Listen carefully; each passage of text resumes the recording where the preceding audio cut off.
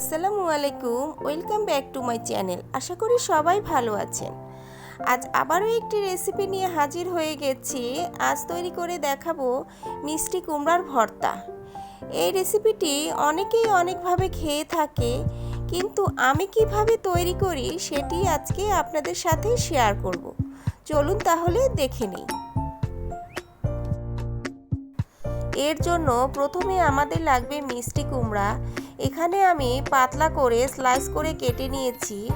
চেষ্টা করবেন পাতলা করে কেটে নেওয়ার জন্য, তাহলে দ্রুত সেদ্ধ হয়ে যাবে।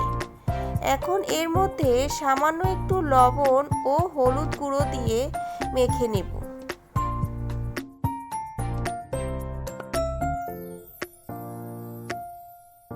প্রত্যেকটার গায়ে যাতে হলুদ এবং লবণ লেগে যায়, সেই জন্য আঙ্গুল দিয়ে ভালোভাবে ডলে ডলে মেখে নিতে হবে। মাখানো হয়ে গেছে। এখন এটি প্রায় 2 মিনিটের জন্য রেস্টে রেখে দেব।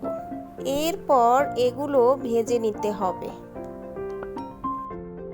মিষ্টি কুমড়াগুলো ভাজার জন্য চুলায় একটি ফ্রাই প্যান বসিয়ে দিয়ে দিয়েছি সামান্য একটু তেল।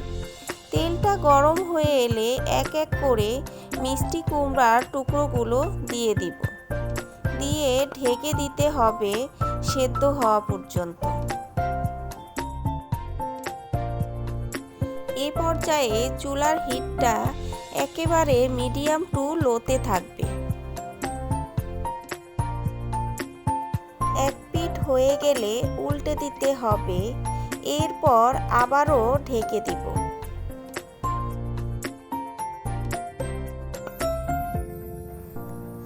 মিষ্টি কুমড়াগুলো সেদ্ধ হয়ে গেছে। এখন এগুলো একটি বাটিতে তুলে নিতে হবে।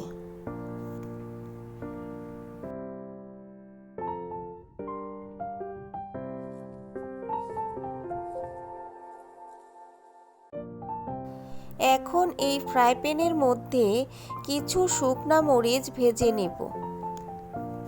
নেড়ে চেড়ে ভালোভাবে মুচমুচে করে ভাজতে হবে।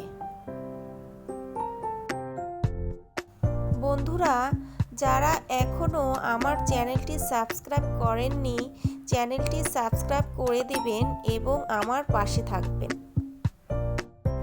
মরিচ ভাজা হয়ে গেছে।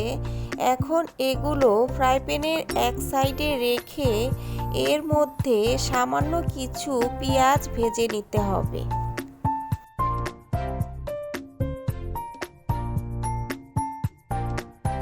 পেঁয়াজের মধ্যে সামান্য একটু সরিষার তেল দিয়ে দিব।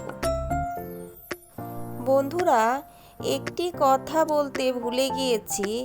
এখানে আমি মিষ্টি কুমড়া, শুকনা মরিচ, পেঁয়াজ সম্পূর্ণটাই সরিষার তেল দিয়ে ভেজে নিয়েছি।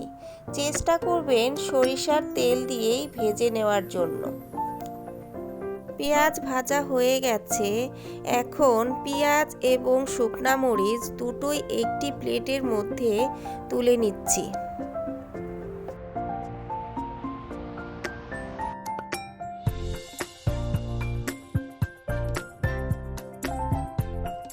সবগুলো একটি থালার মধ্যে নিয়ে নিয়েছি।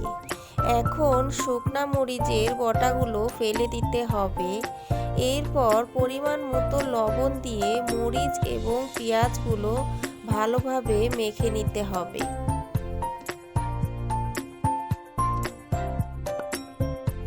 লবণটা একটু বুঝে দিতে হবে, কারণ আমরা মিষ্টি কুমড়া ভাজার সময় মিষ্টি কুমড়াতেও লবণ ব্যবহার করেছি।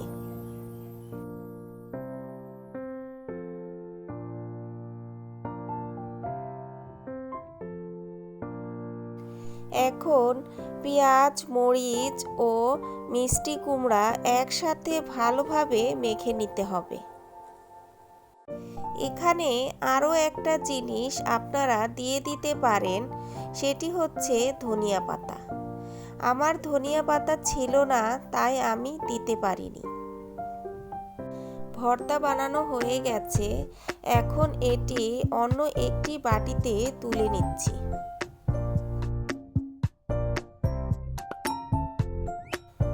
তৈরি হয়ে গেছে খুবই মজাদার ও ভিন্ন স্বাদের একটি ভর্তা, মিষ্টি কুমড়ার ভর্তা।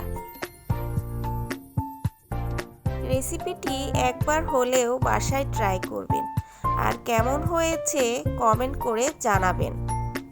আল্লাহ হাফিজ।